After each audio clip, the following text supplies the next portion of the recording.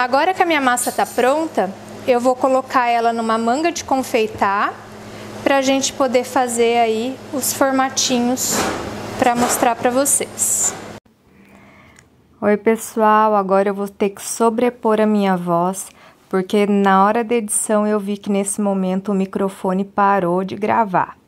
Mas eu vou tentar fazer uma dublagem aí simultânea do que eu tô fazendo, para vocês não perderem o passo a passo dessa aula. Então, a massa choux ficou pronta, na textura ideal, eu coloquei ela numa manga de confeitar firme, coloquei um bico perlê, e agora eu tô fazendo as bolinhas para poder assar. Elas têm que ficar longe uma da outra, porque elas crescem bastante, né? Pelo menos o nosso intuito é de que elas cresçam bastante. Então, eu faço evitando deixar aquele picozinho para cima, para ele não ficar bicudinho, né? Então, eu dou uma giradinha rápida ali, para não ficar com essa marcação em cima. Esse é um modelo da choux que vai ficar redondo depois de assado, tá? Ela não fica bem redondinha se a gente não colocar o craquelin, tá? Para ela ficar bem redondinha, perfeita, só com o craquelin. Agora, eu vou demonstrar aí outro modelo para vocês. Esse modelo que eu vou demonstrar agora é utilizando um bico pitanga. Esse bico pitanga, a gente pode fazer as samantinhas, né? Que são as rosquinhas. Podem ser feitas com uma pitanga mais grossa ou uma mais fina, vai depender do que você quer.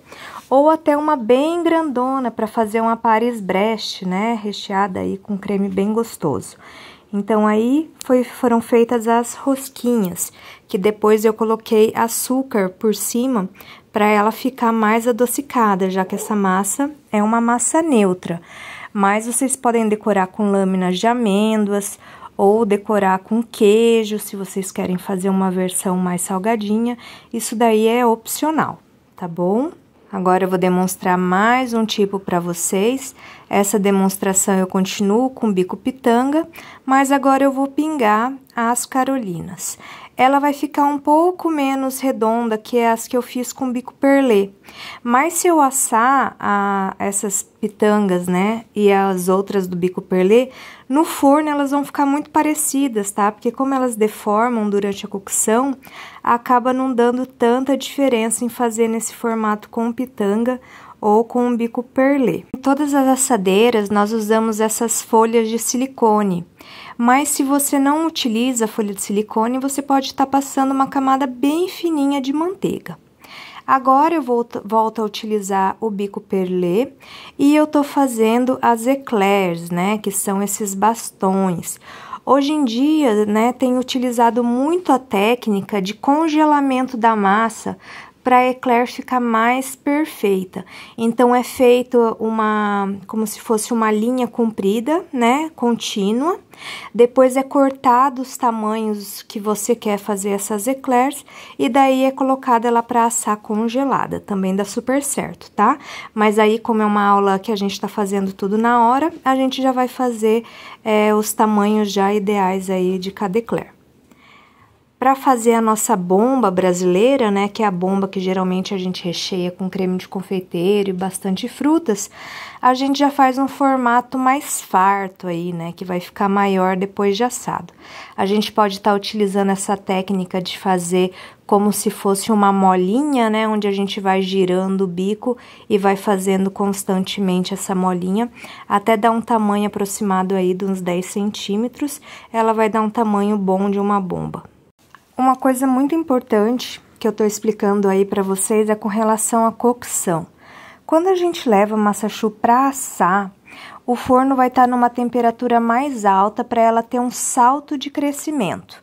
Depois que ela ter, né, que ela crescer e ficar bem estruturada, a gente deve abaixar a temperatura desse forno para que ela vá perdendo a umidade dela aos poucos e fique crocante por dentro.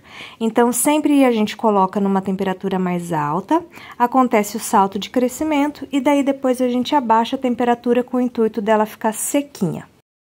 Nessas carolinas que eu fiz com o bico perlê, eu vou colocar um disquinho de massa quebradiça para fazer o craquelin, tá? Essa receitinha do craquelin, ela é bem simples, ela é uma mistura de manteiga, açúcar e um pouquinho de farinha. Nesse caso aí foi colocado canela para saborizar, mas pode ser colocado cacau ou até alguma oleaginosa para colaborar aí com a crocância. Então, eu corto mais ou menos do tamanho um pouquinho maior do que o tamanho que eu fiz a Carolina ali, né, com bico perlê. E daí eu sobreponho ela antes de assar e ela vai assar com esse disquinho em cima. Então, esse disquinho ele vai abrir, vai dar crocância e vai manter a nossa choux aí num formato mais redondinho, mais bonitinho, tá bom? Essa é uma das massas choux que tá mais agora na moda, né? Que é feita choux craquelin. Fica realmente deliciosa, é uma das minhas favoritas. Aí, eu tô levando pra assar, então o forno já tava pré-aquecido. Esses fornos industriais eu coloco numa temperatura aí média de 200 graus para ter o salto de crescimento e depois eu abaixo aí para 180, 170, dependendo do forno. Mas isso vai depender muito da temperatura de cada forno, né? Embora a temperatura deveria ser uma coisa fixa, acaba variando muito de equipamento para equipamento, tá? Se ele tem convecção, se não tem, se ele é a gás, se ele é elétrico, isso vai variar bastante. Coloquei então para assar e a gente já volta para ver como ficou.